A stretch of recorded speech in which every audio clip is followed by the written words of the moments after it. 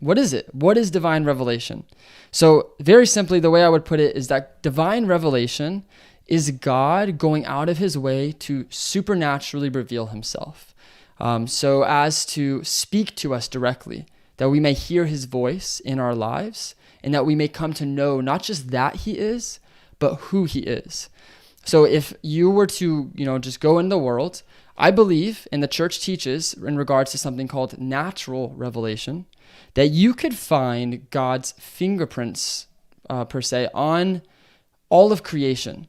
You'll find almost the image of the artist of creation in his creation.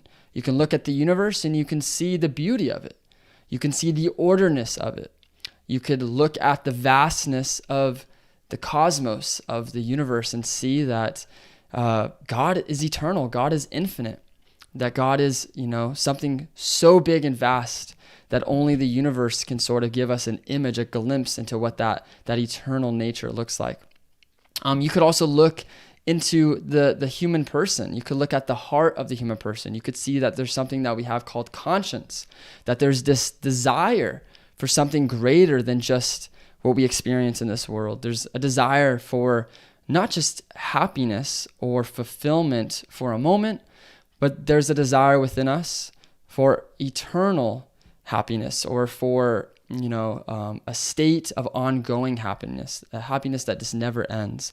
And so these various things are not things that necessarily we have to receive from reading the Bible or from hearing the Word of God proclaimed through a sermon or through the experience of the sacraments or anything of that nature.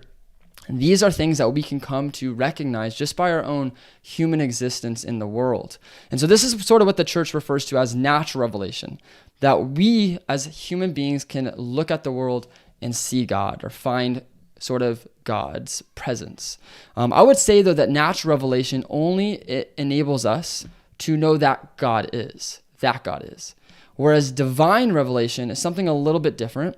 Divine revelation is not us seeing that God is through the use of our intellects and our free will, but divine revelation is God coming to us, God revealing himself directly to us by speaking to us, by coming down to our level. And so whereas natural revelation, or the reality that God has been revealing himself to humanity, since the beginning, just through showing his presence by reflecting his presence in creation, that's always been there. There was a particular period in history where God decided to begin revealing himself and acting in time and in space. And we see this over the course of what is called salvation history.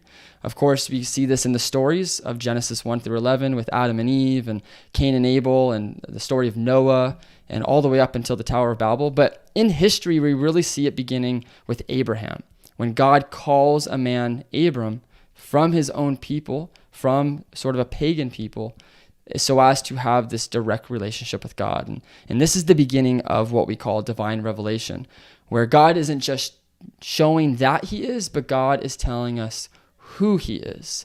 And so we're going to see this, of course, kind of find its fulfillment in the person of Jesus Christ.